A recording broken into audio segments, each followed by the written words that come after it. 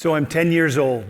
I'm sitting at the dining room table with my mom having a conversation about the upcoming school year and getting school clothes. All I really wanted this year was a pair of San Francisco bell-bottom jeans. This is what all the cool kids were wearing. This is what all the popular kids were wearing, and I wanted to fit in. And I remember my mom looking at me saying, "Is that a need or a want? And do you think money grows on trees?" See, we didn't shop at the stores that carried San Francisco bell-bottom jeans. We shopped at the Goodwill, K-Mart, for those of you that remember the blue light special. So I didn't get those San Francisco jeans, but I was provided for. And this is where my beliefs around money began. A few years later, I'm 14 years old. I'm riding in the car with my grandfather to go have dinner with a friend of his, Dr. Thurman Heiss, who happened to be an orthodontist. And I had tied some flies for Dr. Heiss for his fly fishing adventures. I knew that he really liked fly fishing, and I was seeking his approval. And at the end of dinner, Dr. Heiss looks at me and says, "These flies are amazing, you're very good with your hands, and you're great with people. I think you'd make a great dentist." And this is where my dream of being a dentist was born. And the thought of being able to do more than my past was starting to formulate. Fast forward, I'm 19 years old. I just finished my first year of college at Mount Hood Community College in Gresham. And I finished that year with barely a 2.0 grade point average, which put me in the half of the class that made the top half possible. I was not a good student. I'm the only one in my family to go to college. Education wasn't a priority in my family.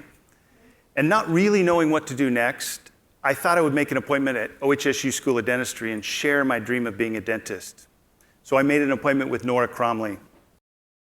And as Nora's looking over my high school transcripts and my Mount Hood Community College transcripts, she looks at me and says, "Wayde, you have no chance of going to dental school," which meant that my dream of being a dentist was beginning to have some cracks.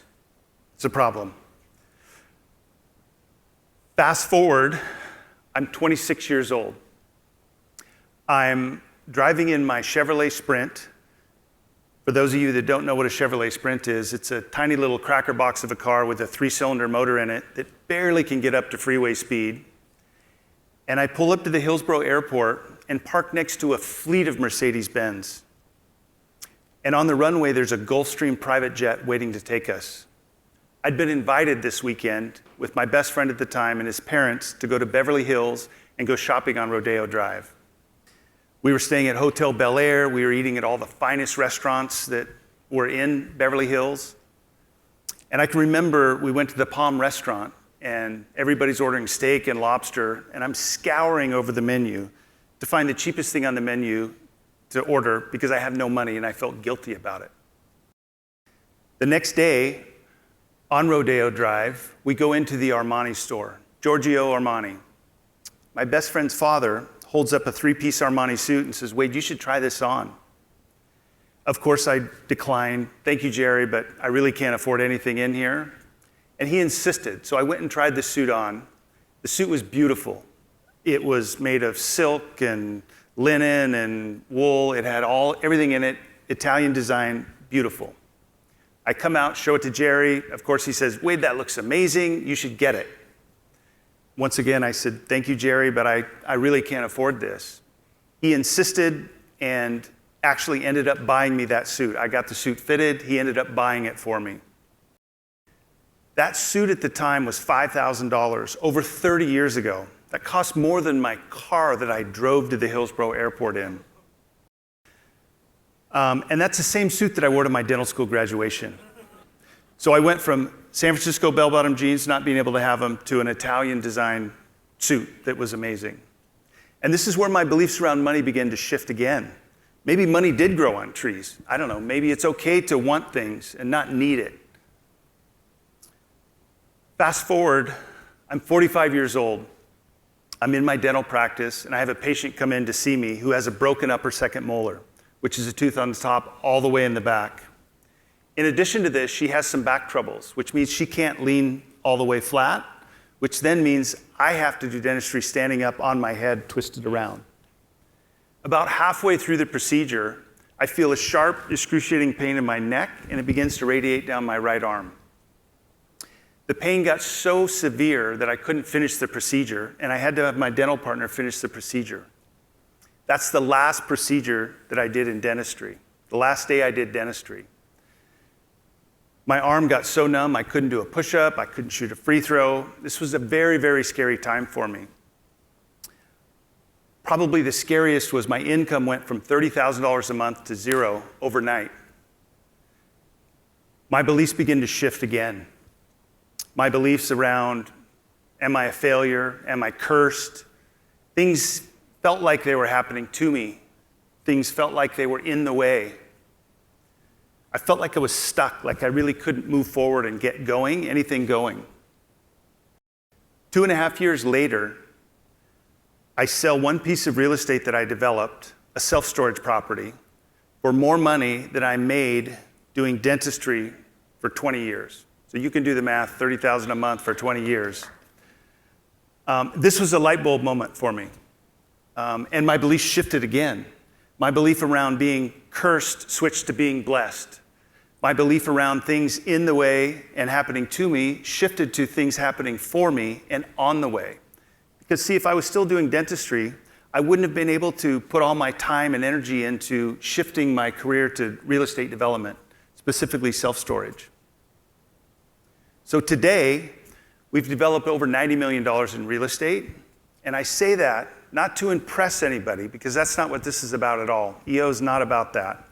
It's to impress upon everybody that it's possible to design, build, and live an extraordinary life, even if you don't come from money or wealth, even if you don't come from a family that prioritizes education, and even if you shift careers very late in life. It's possible to design, build, and live an extraordinary life. What I believe is I believe that our beliefs dictate the direction of our lives. There's something that's had a huge impact on my life, and it's called the belief cycle. Everything starts with a belief. Typically, our beliefs are shaped prior to the age of 10. Beliefs around money, relationships, time are shaped prior to the age of 10. Our beliefs lead to our thoughts. We all have between 60 and 70,000 thoughts every single day. Most of those thoughts are around what we don't want. Our thoughts lead to our emotions or feelings. Our emotions or feelings lead to our actions, or more importantly, what actions we don't take. That leads to our results, and that ties back into our beliefs. So this is a cycle that can either work for us or against us. So if we were to take money, for instance, and a scarcity of money, or maybe money's the root of all evil, or do you think money grows on trees? And some of the thoughts around that, maybe you have some thoughts around, am I worthy of the money? It's okay for other people to have it, but not for me.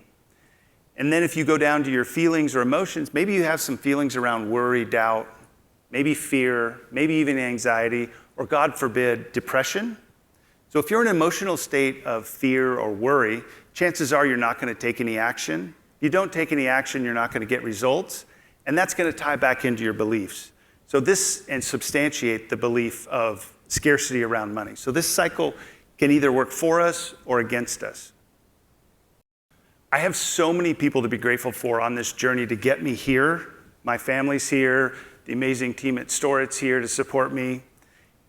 And especially EO. This EO community has been instrumental in my growth. Getting here, I wouldn't be where I'm at today without this support and help of EO community. And I'm super grateful for everyone.